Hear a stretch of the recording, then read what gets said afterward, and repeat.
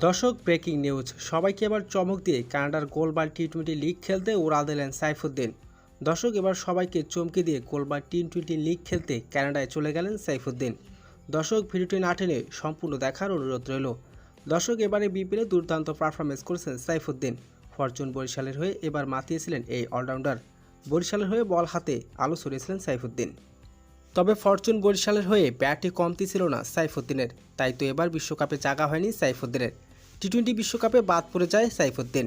আর এবার সাইফুদ্দিনের বিপিএলে এমন ব্যাটিং তাণ্ডব থেকে এবার দলে নিলেন গোলবার টি-20। তো দর্শক এবারে সাইফুদ্দিনকে 5 কোটি ভিত্তিমূলক দলে নিয়েছে গোলবার টি-20 ফ্রান্সি দলটি। দর্শক এই প্রথমবারের মতো গোলবার টি-20 লিগ খেলতে উড়াল দিলেন সাইফুদ্দিন। দর্শক প্রথমবারের মতো ফ্রান্সি লিগ খেলতে দেশের বাইরে গেলেন সাইফুদ্দিন।